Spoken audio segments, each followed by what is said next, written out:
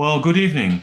We are very proud to have Erika Bugbee here tonight. She's a long-time practitioner, specialized over 25 years, I think, Mhm. specialized in youths and the three principles, I should say.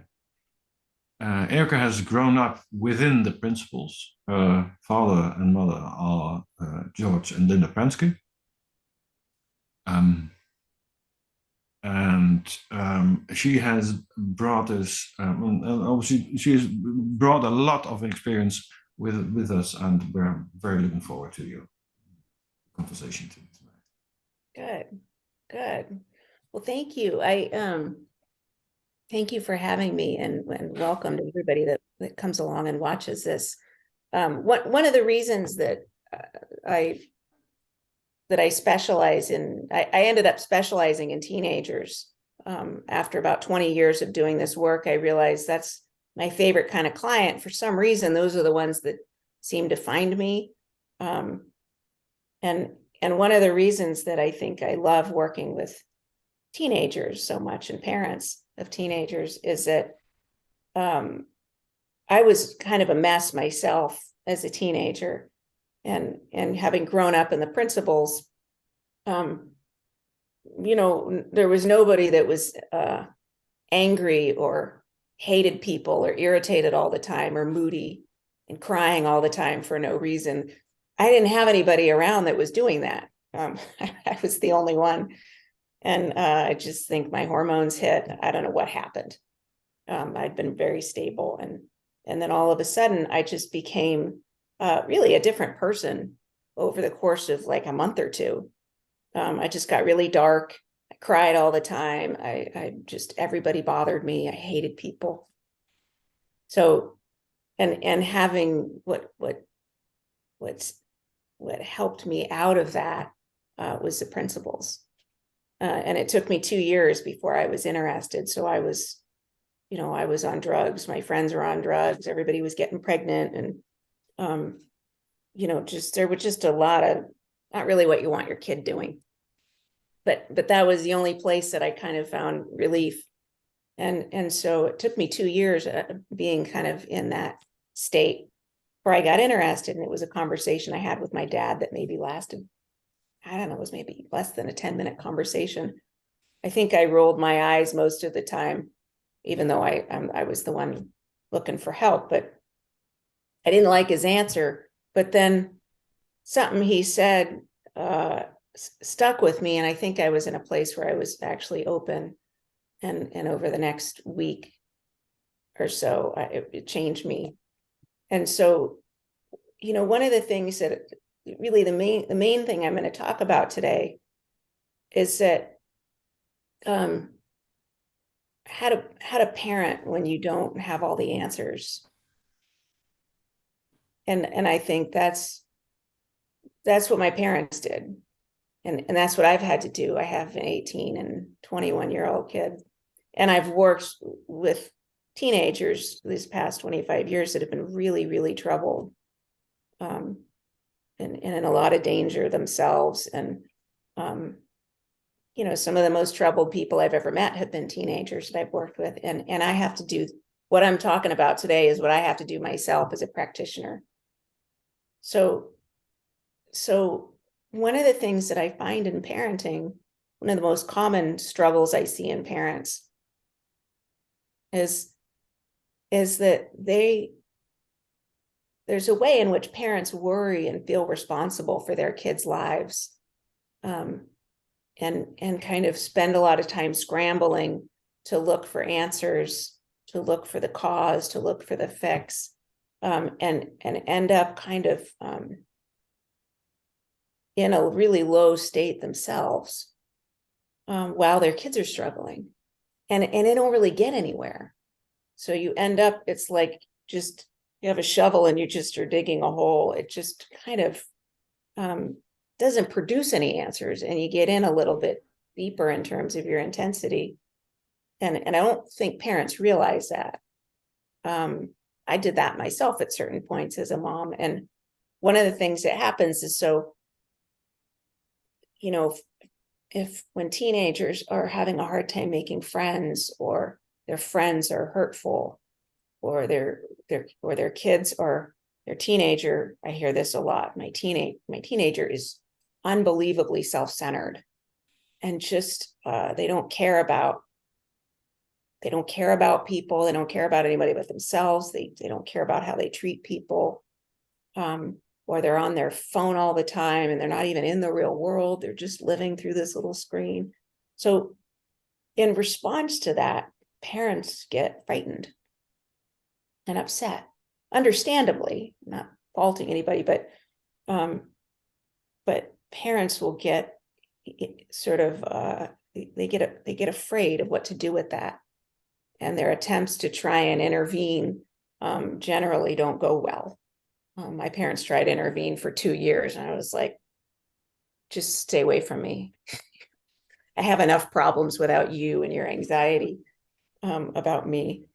So, but the thing that's interesting is when things really heat up and get really bad, when there's some teenagers that struggle, kind of middle of the road struggle, and then there's teenagers that get more extreme, and it's more common in that age group than any other age group. There's just a lot of mess in teenage years.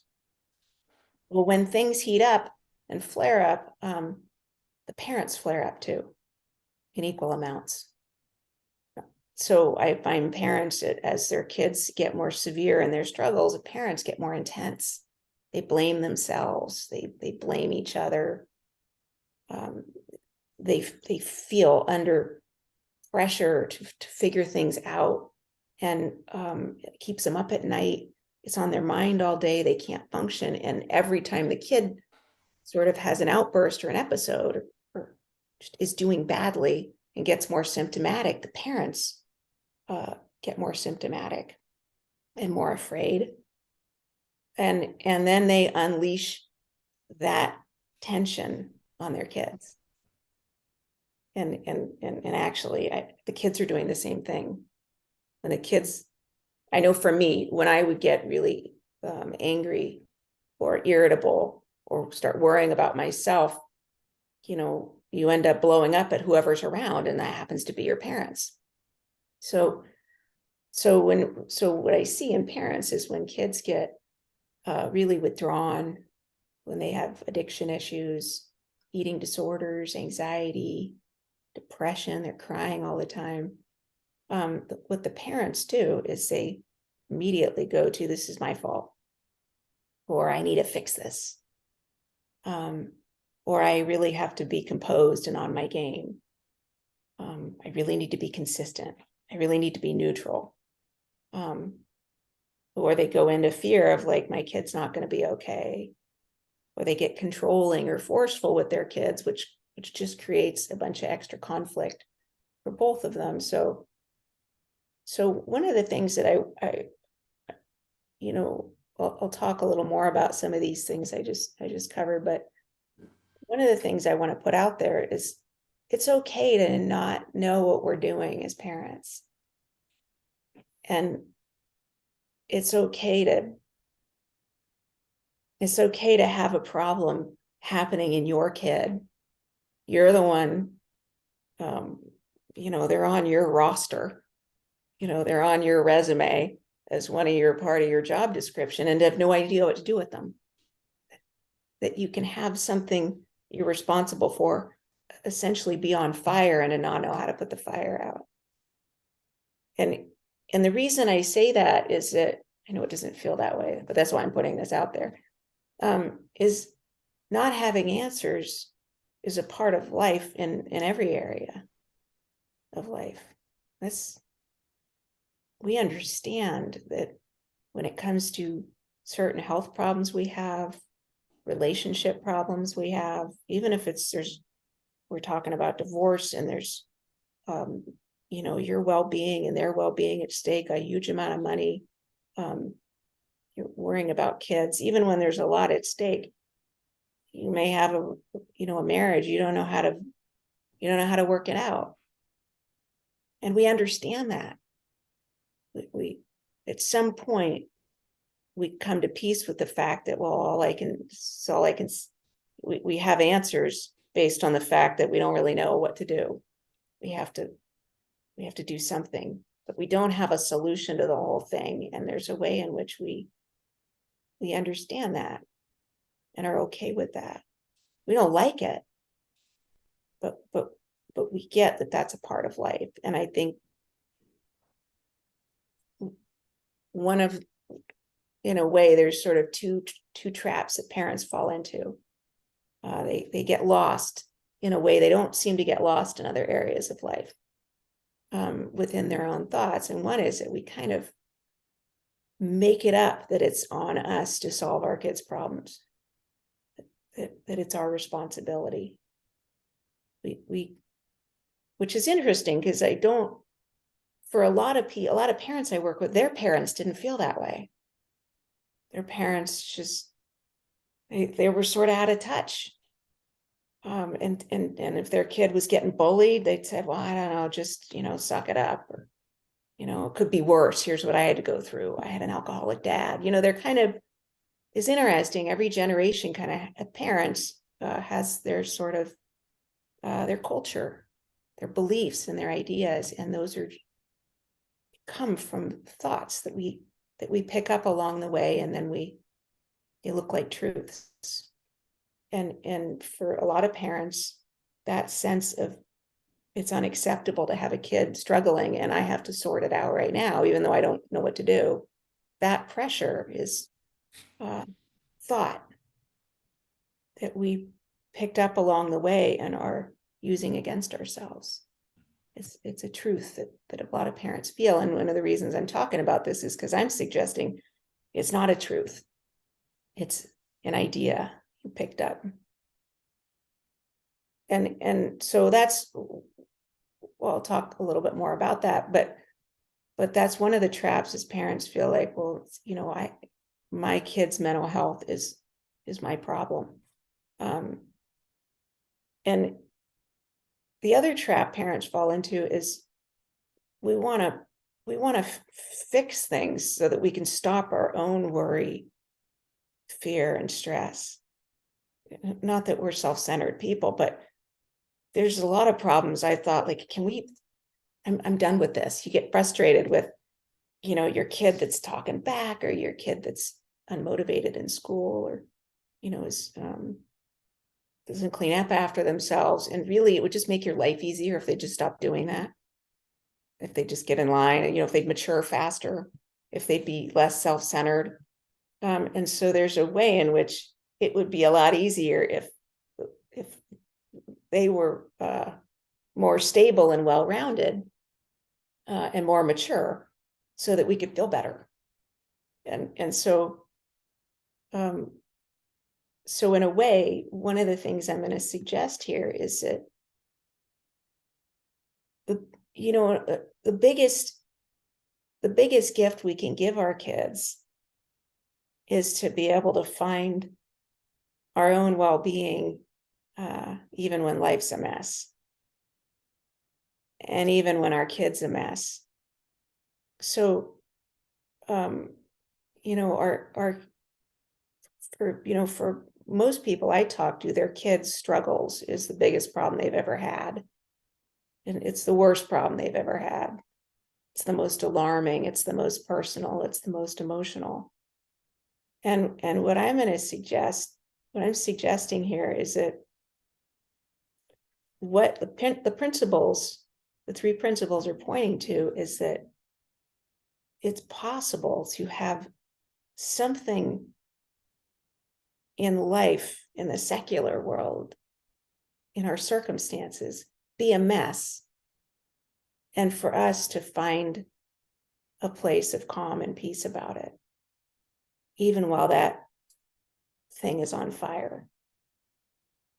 And not only is it possible, but I'm going to suggest that being able to get your bearings and get your composure as a parent, even while your kid is struggling, is the biggest gift you could give your kid.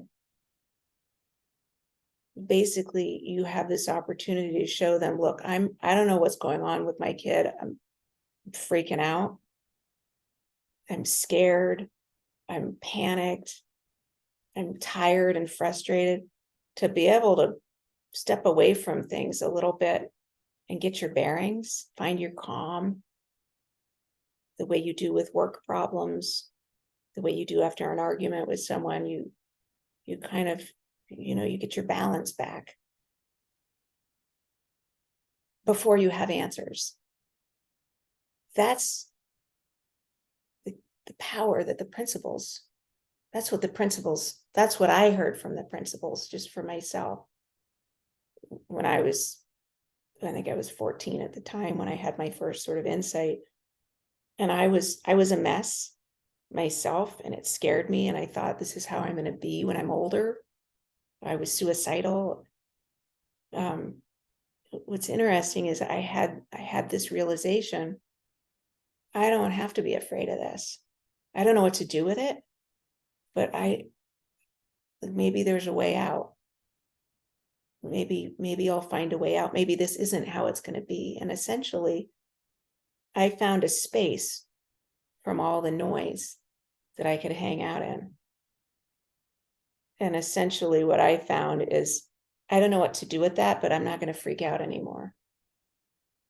If I'm still like this in a couple of years, maybe I will take my life. But maybe it's not as bad as it looks. And there's essentially what the principles are pointing to is the fact that there's two things happening at every second of every day. There's circumstances in your situation and what's happening in life in every moment. And then there's your mental life. There's thought that's giving you an experience of what's happening through consciousness. So while life's happening out here, you have your little version of it in here. And it turns out the version in here is, there's a lot of possibilities in there. You're stuck with what's out here. So I'm not saying this doesn't exist out here, but what I'm saying is that you can have had a fight with someone that you love, and in one moment think, that's it, I'm not talking to this person again. This person's a bad person. They don't treat me well. They've always done this. And then, a few hours or a few days, or maybe sometimes a few months later, when things settle down, you can see the situation with more clarity and more light and more hope, and feel completely different about that person, about the relationship, and have a wisdom and a clarity and an accountability and some hope that you didn't have before. And the fight is the same. And maybe you haven't even talked to the person since, but you're in a different place about it. And that's, if we can do it about a fight with someone, and we know, wait a minute, let me calm down and then look at things fresh. If you can do it about a friend, you can do it about your kid. And not only that, but that's how we've solved all our problems. I mean, sometimes we solve them through, I don't know, we come up with some decision in the heat of the moment. Usually we regret those. But oftentimes when we have problems, before you send an email that maybe is a little heated, maybe it's going to get you into trouble, you'll put it in drafts and wait, until the next day. We get that thought and reality that we see changes based on the feeling we're coming from. And I'm going to suggest that as we already understand that about life and have been using it for however many years you're alive. And I'm suggesting that chaos and crises with kids is no different. And there's a way in which people don't see the possibility of finding calm, finding a sense of faith in life before you have your answers, before you've seen it work out, that it's possible to find faith that life will turn out one way or the other. Finding faith in life and in humanity and in yourself, in the face of a mess. We do that. We have to do that to step away from an email or a fight. We have to leave it in its messy state and go and calm down. And I'm suggesting that the parents that want to get more, that want to bring more benefit to their parenting, and they want to help their struggling kid, I'm suggesting a different way of doing it that might be the opposite of the way people are doing it. That rather than lean into the problem with your state of urgency and panic, that you step away from it, get your composure, and then see what you see. So what I mean by composure is there's a, well, I'll just tell you what it looks like for me when I have parenting problems. I had one of the hardest kids of any of my friends. One of my kids, when they were younger, was really hard. Even my friends were like, that's really hard. And I didn't have any babysitting experience. I didn't even want kids when I had kids, honestly. And my husband was into them.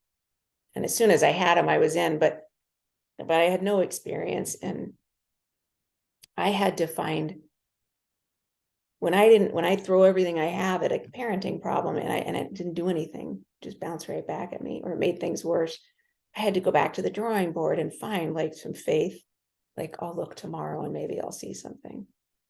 I had to find calm and certainty that life always works out. And this is life. It must fall into that category. So there's, for me, it just looked like love. When I get lost, I have to find my love for my kids. And that calms everything down, and it calms me down. And what's so interesting is that,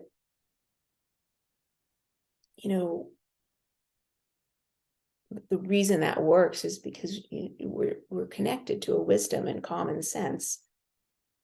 In the principles world, we call that mind. Everybody has their word for it, but we're connected to an intelligence that all animals are connected to. The natural world is connected to, that brings us guidance. So the feelings of faith and calm and, love, patience, as soon as we find calm or quieter feelings and our minds slow down a little bit, that's where we get our connection to wisdom and common sense and guidance. That's where we find our answers. As soon as we calm down, we see a next step to our problems. It's worked that way in every other department. Parenting a really troubled kid is no different. So there's something that happens inside of us. It's like magic, that as soon as our feeling state calms down, as soon as we quiet down a little bit in our minds, we get new thought comes in. It's essentially the creative process that brings that version of life, that brings our outlook and our perspective, that allows us to take in life and participate and see it. That power of thought brings us patience, new ideas, a fresh set of eyes, brings a sense of collaboration and partnership. I use that a lot with my kids. I'm like, look, I don't know what to do with this. I don't like it. It has to stop. I don't know how to handle it. Like, help me. And I would sit them down, when they were in a good space, and say, like, what are we going to do? My 8-year-old kid, Like, you're getting up 55 times a night. I can't sleep. Like, you have to sleep. You cannot come out of that room. What are we going to do here? How are we going to? And that spirit of collaboration is an idea that comes out of us naturally when we calm down and realize we're in a problem with somebody else. We get naturally collaborative. In relationships, in romantic relationships or sibling relationships, it looks like a heart to heart. And that, putting our heads together, those ideas that people come up with come to us when our mind's quieted down. That's life. There's an intelligence that when we calm down and look at a problem, we have answers that they just fall out of our face. So in a way,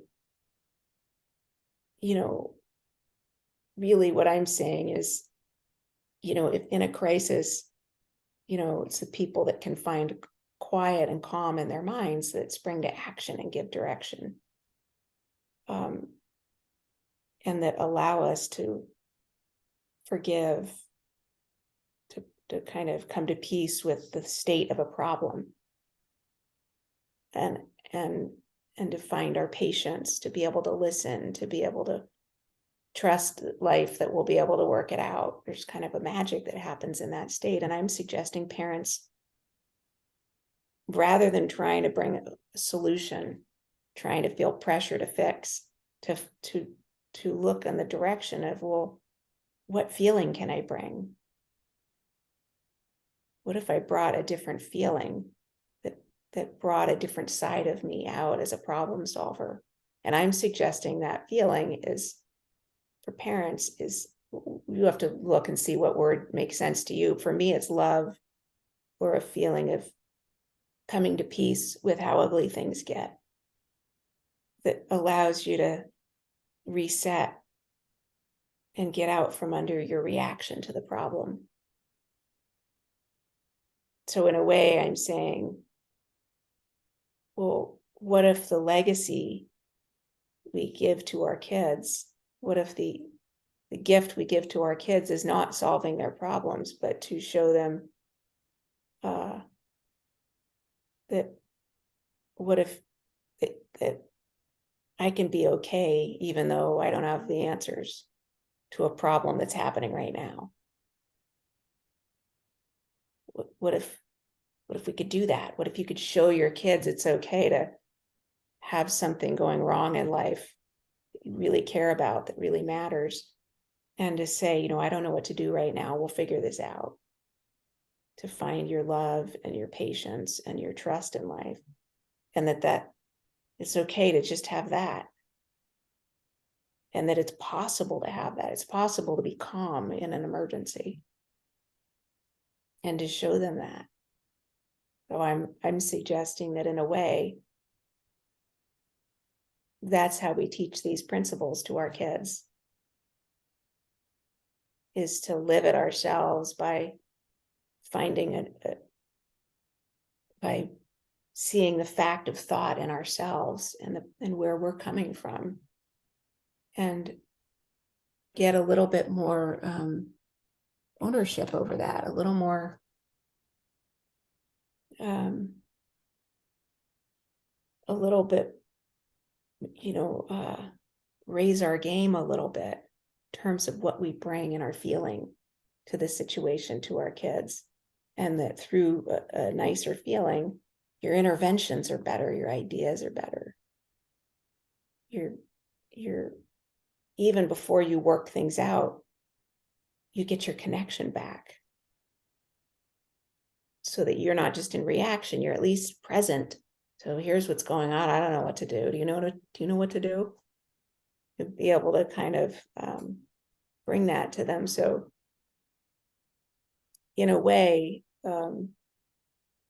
it's not easy what I'm saying. I'm saying it's always possible, but it's not easy. And I just want to mention that here, and then we'll take questions. That I do understand that teenagers and parenting is a messy job. Teenagers grow and change at a faster rate than any other stage in life except infancy, except when they're first born. From 10, 11 years old up until 17, 18, sometimes early 20s, we're the biggest, messiest version of ourselves we might ever be during that phase. So I'm not discounting that. They're unstable. Their hormones or chemistry's all over the place. Sometimes they have these extreme mood swings, social anxiety, and phobias, and but it's all new for them, so they have no experience. I know for me, I was a really stable kid, and then all of a sudden I was like a giant fixer-upper. I didn't know what I was doing. I didn't know how to handle even 10% of the emotions that I had. And I wore a lot of black makeup, let's just say that. I was very dark. I listened to Metallica, and I was just angry most of the time, or I was crying. And if you tried to talk to me, I started crying. So, but I didn't know what to do. It's kind of a mean trick. They don't know what to do with these feelings. They've never done it before. They don't know how to regulate. They don't know how to handle them. And they have more enthusiasm, oftentimes teenagers. They get into things, foods they like, the friends they have, like nobody else. But man, it swings the other way. They have more obsessions, addictions, more intensity. They seem to care about everything a lot. And their friends are unstable and unpleasant and unpredictable, just like they are. So, and that's living in your house, and people can see that you raised it. So it's a little bit, it's a little hard to watch and maybe a little embarrassing. But the thing is it's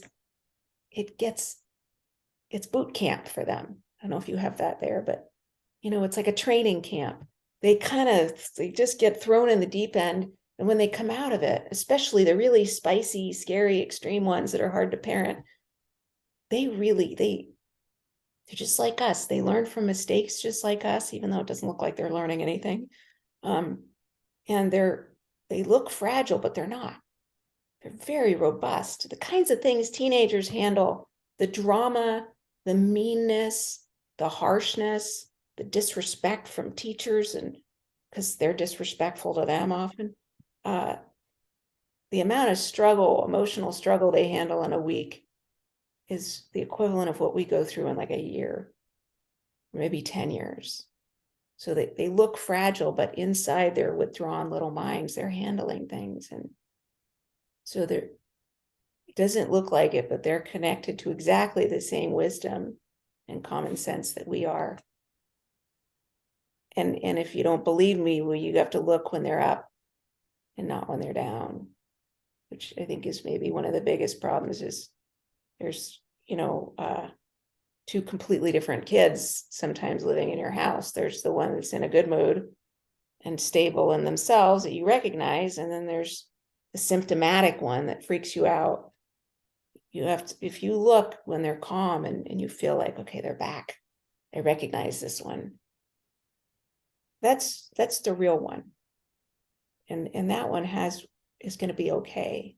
And that's the one you want to be looking at. And for me as a parent, that's why I can find my love and my patience and my faith, is because that's the kid that I'm looking at, is the one that has their bearings and is connected to an intelligence that can't be broken. And so that I know, like, it's not just on me to fix them, because they're in there too, and they're having ideas and solving things. So that allows me to get my trust in them, is because I see the principles that I see in myself, I see it in them. The insights I've had, well, they're capable of that too. And it doesn't, I'm making this point because it does not look like there's a kid that is connected to a deeper intelligence. It's not what your kid looks like most of the time. So, but I'm suggesting, because if you look for signs of health of mental health, completely intact. It will definitely disappear. It'll come back, even from one day to the next. And you have to, as a parent, you have to want to see a reason to have faith in them. And if you look, it's there. It just depends when you look. This makes sense so far, you guys? What you have questions, thoughts? Is this Absolutely. It was one wonderful talk, and it's so much. We have to keep understanding that we are at the same stage all the time. But the problem is they are experiencing that for the first time in their lives, and it's shocking them. Yeah. And sometimes they're scared shitless, really. Absolutely. I mean, most of the time, they don't have any idea what's happening to them and why it's not happening to their parents. Looks like it's not happening to their friend. It is, but it looks like friends are composed. Yeah, there is exactly it. They're scared shitless. That should be a clinical term. Yeah. Yeah. I think they're just as worried oftentimes as adults of like, well, do they have a mental illness? Because they look like people with mental illnesses. Not that they don't have mental illnesses, but half the teenage population could be diagnosed with things. Mm. I Well, mean, the it's whole world, transient. really. Yeah, the world. But teens, everything's so intense that it really, it's everybody gets so scared. And I think for them to know, okay, it's not always going to be this messy. You're going through a lot, and it's messing with your chemistry. It calms down enormously. And that, sometimes, like for me, I didn't have to see it get fixed. I just had to have, I just had to consider that maybe I'm going to be okay. I had made up that I wasn't going to be okay. And then I made up that this was permanent. As soon as I thought, oh, maybe I made that up, it was a relief. And I could see that I was making it up. At least part of that. Yeah. Any questions, you guys, so far? It was so good to have a friend in the past who said at some stage when it was bad with my kids, it'll all pass. Don't worry, everything will be okay. It's just a phase they're going through, and that's proven beyond a doubt, really. Yeah. Because now I see two young adults building up their lives in a totally different world where we build up our lives. It's an entirely different world, and it's so important that we give them trust. And we actually, it's really the only card we have in our hand. We think if things get really bad, I'll do this. But then you try those things and they don't work. And really the only card left is trust, because they're not going to change. They're not going to try any of your ideas unless they want to. Mm-hmm. They're not going to get help unless they want to. I had I had two practitioners living in my house, and I spent 2 years by myself, shutting everybody else out with just my music and my dog. That was the only thing they said, can we help at all? I said, I want a dog. And I had to, took me a year to sort of talk them into it. But that's who I spent my time with. I basically shut out my family, and the people in my parents talk for a living. They help people for a living. I had absolutely zero interest in anything they had. I had Sid Banks, talking to me. Zero interest in Sid Banks. It's like, you don't get me because you're happy. And so you obviously don't Can't be understand. right. You don't have any real problems. Like that was how that's how I felt. You don't, give me somebody who's like really troubled that looks like me. Maybe I'll talk to them. I just wasn't interested in anybody that didn't have my kind of problems. They looked, all adults basically looked stupid and clueless to me. And Yeah. so I think that's, And of course, there's a lot of other things happening in your puberty. You get a yeah, different body. There's all kinds of hormones which are swinging through your body, and you don't know how to handle them. You get mentally influenced by them. So it's not strange that it happens. no, absolutely. And, And and you got, acne and, oh, you have no idea what body type you're about to have. And you yeah, can't change, you can't do anything about any of it. It's like watching a train wreck. So I think, there's, they, in a way, you can kind of use what parents have is the ability to sort of use our free will and the power of thought to uh, either try and force answers we don't have or bring our intensity to them. What are we going to do? We got to do something. Or we can use our free will and the power of thought to get quiet and look um, for fresh insight. That's what teenagers do. I think it's great. When teenagers have a problem, and I'll ask them like, what do you do when you have mood swings? Like, what do you do with those? And they all have they say, the girl I just talked to yesterday from Belgium, she said, well, I listen to music. I learn songs on the piano. I hang out with my dog, or I hang out with my friends. okay, wonderful. Basically just turn their back on their problems. That's what they Mhm. do. Works great. And then the Yeah. next day, they once their head clears, they take a fresh look and they see answers. And I think, for parents, it's so basic, even teenagers have figured it out. But you get you're running scared that you forget how to function. So yeah, Yeah, but it's also because of our world is still aimed at getting in control, right, and there is no control. right. Life happens, life lives. Yeah, it's interesting too, because you have to, the control that you have is over, so you can either open it or shut it.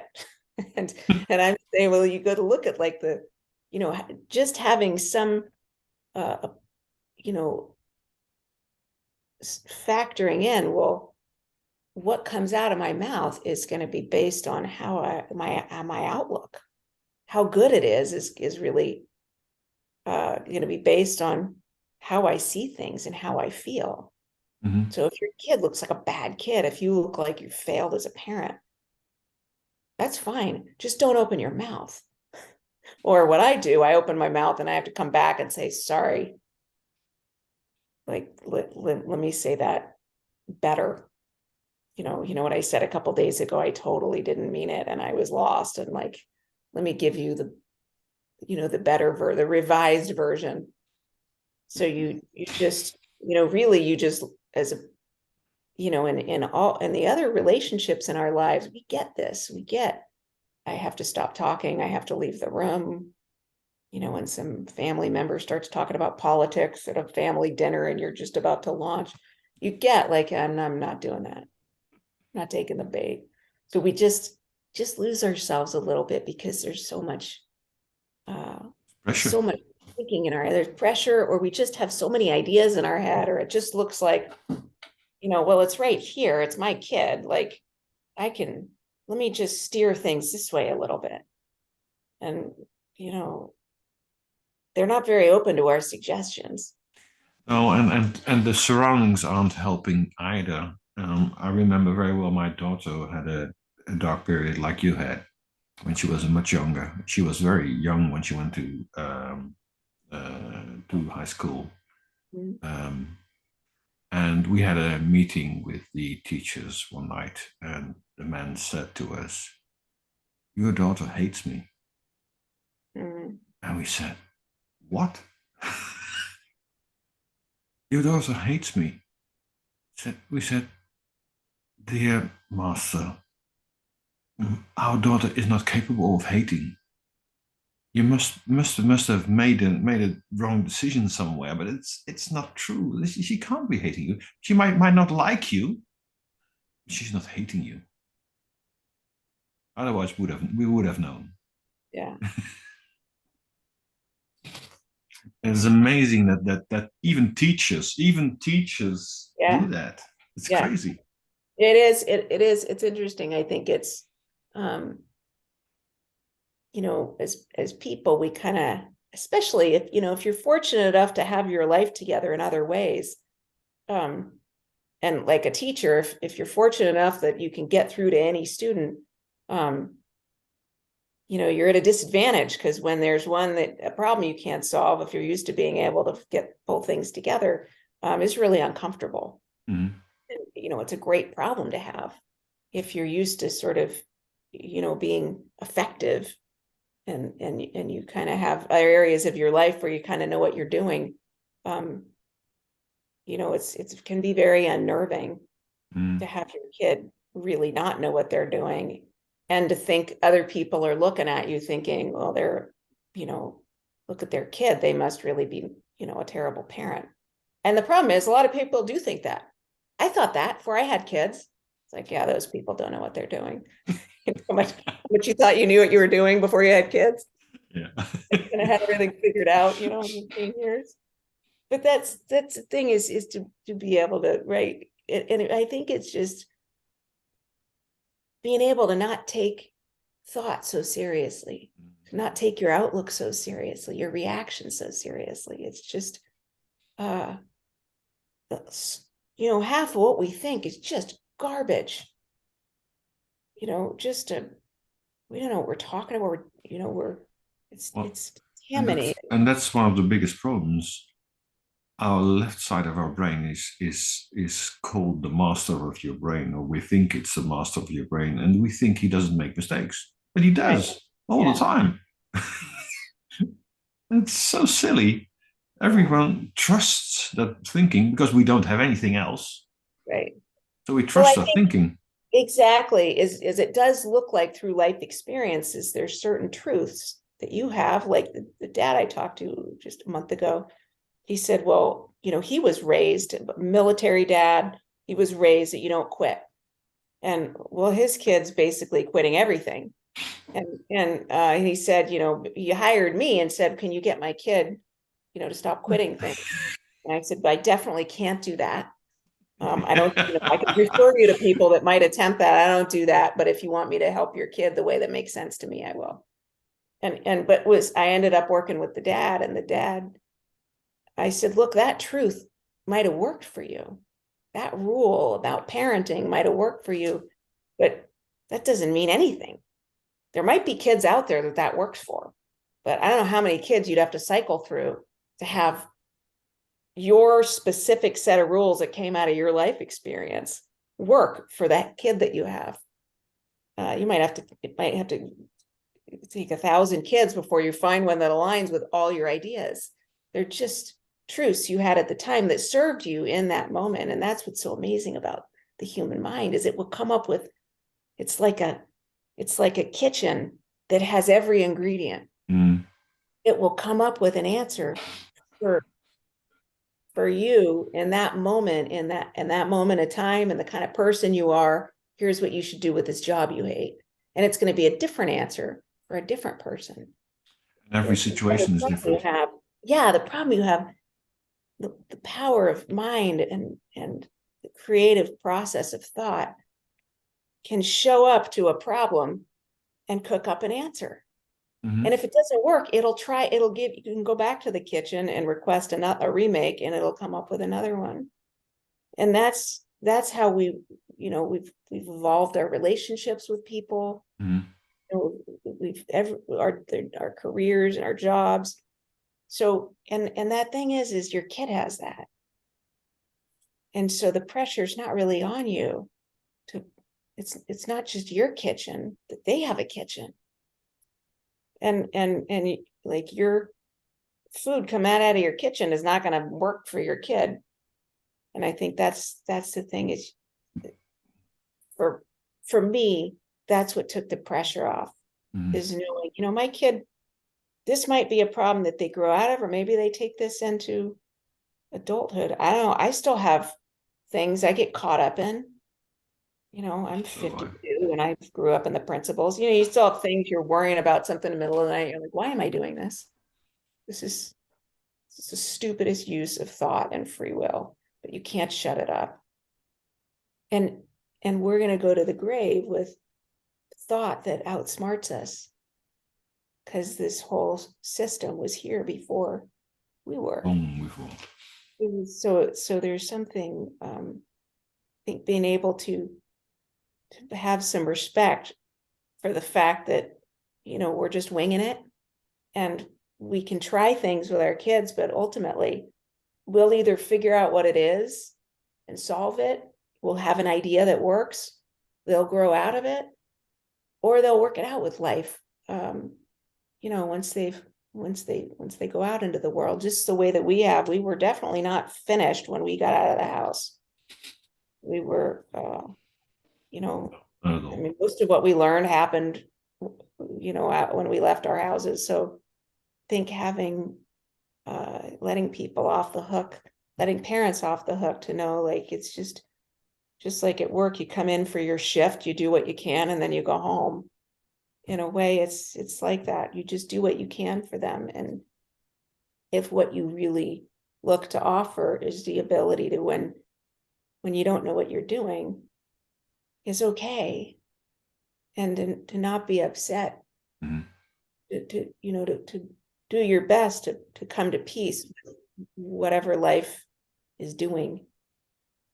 And that's, I think, what one of the Sid quotes that I love so much is that, if the only thing people learned was not to be afraid of their own experience, that alone would change the world, or something like that. That was one of Sid's quotes that I just made it my email signature, because I realized everywhere I look, that's what I see. I think when we get out of our fear about what's happening, you get all these ideas, and maybe your idea is, I don't know how to fix this one, and I trust my kid will work it out, just like I worked things out. If you could give the ability to find peace and well-being, even in the face of chaos, that's what you could give your kid. I just don't think there's a better gift. And frankly, I appreciate the opportunity of kids that really struggle, and parents that struggle with their kids, because sometimes as a last resort, they find that, I don't know how to get you out of this addiction, but we're in it together, and I'm going to love you to the end. They end up finding that as a plan B. And I'm saying, well, you could, or as a plan like F, you could find that, as your first plan, to find some calm and peace within yourself. That's really the only control that we have. Anything I left out, or? It's been a very complete, really wonderful. I like it very much. Any questions from you, ladies?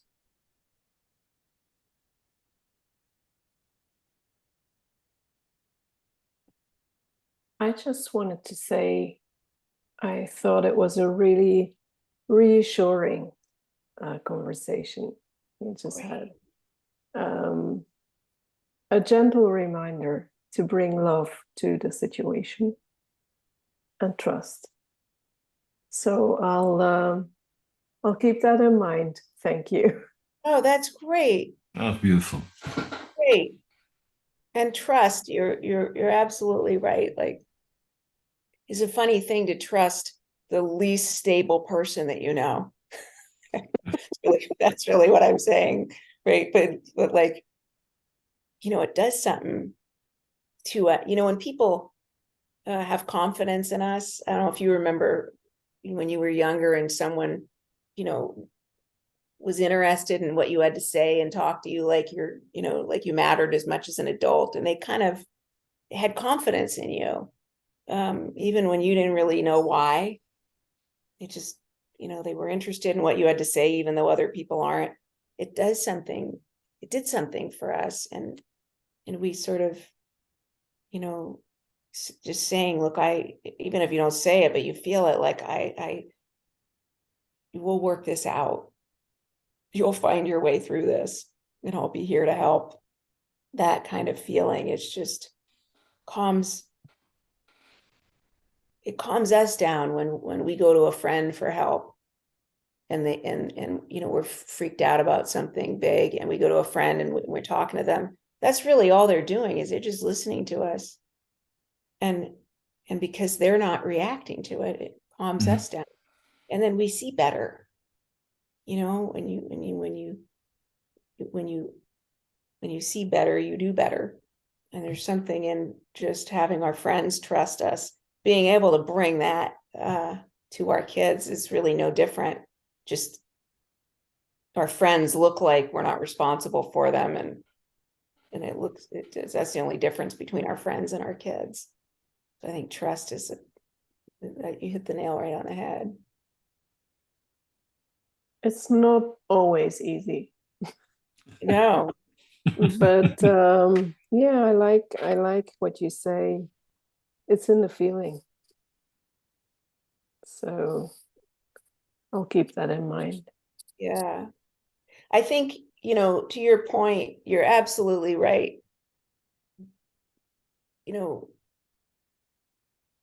Not doing anything is the hardest thing to do as a parent. Like, it's really easy to spring to action and find professionals for somebody to talk to, and get on the internet and read books and try interventions. Not that you shouldn't be doing those things, but when you don't know what else to do, and you have to just step back and see what else comes to you, like, that's hard. Not scrambling around and just sitting and trying to see like what makes sense here. That's the hardest. It's a lot harder than being busy and doing things, but it's it's the same kind of, really, what that is, what you're talking about, is love. It's the same love that we feel when you've been around a friend or a partner that you've like traveled with, and you're irritable, and you just want to say something nasty to them, and you don't. Or they've had a hard day and they're not being very well behaved, and you want to react and you don't. That restraint is love. And nobody teaches you restraint like a teenager. It is it's really hard, but it's a good muscle group to have, because a lot of the things I know, for me, I'm kind of, in my family, I know my family knows, like, when something big happens, the bigger it is that we have to handle as a parent, the worse it is, the longer it takes me to respond. So if I don't say anything right away,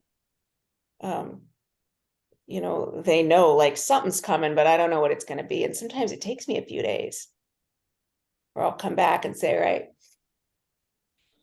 that's can't happen, and here's what I'm going to do.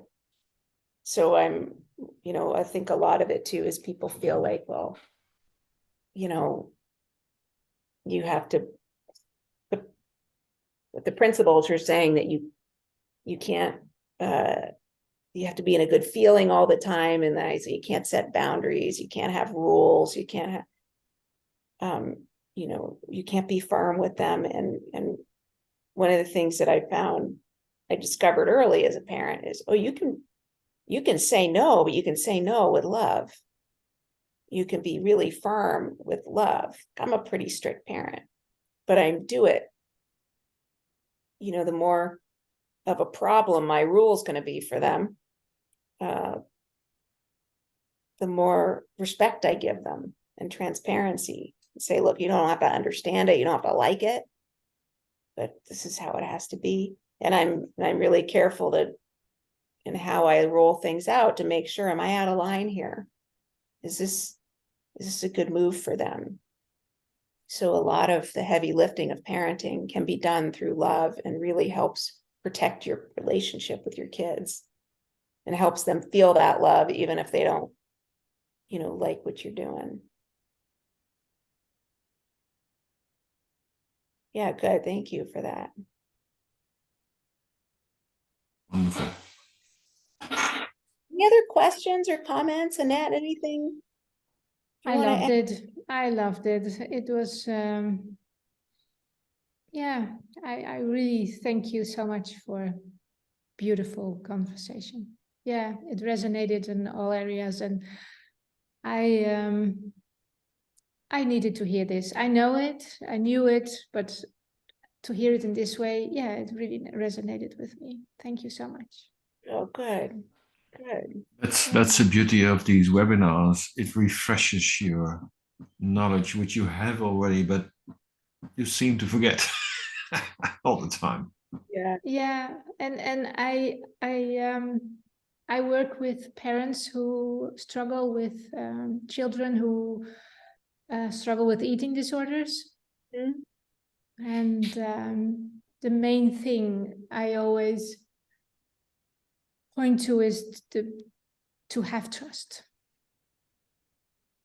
Yeah. So, and that is what I feel so much. So when I hear you say that as well, then that feels truer than it already Yeah, felt to me. absolutely. So Yeah, yeah, it gives is. you more certainty. Yeah. Right. Right. Yeah, it's interesting. I had a handful of clients early in the pandemic that had eating disorders, really, some of the most severe that I'd seen in my 25 years. And so interesting because a few of them, I don't bring up food eating, I don't bring it up unless they bring it up. And it's so interesting because usually it comes out at some point. With these few of them, a couple of the more severe ones never came up.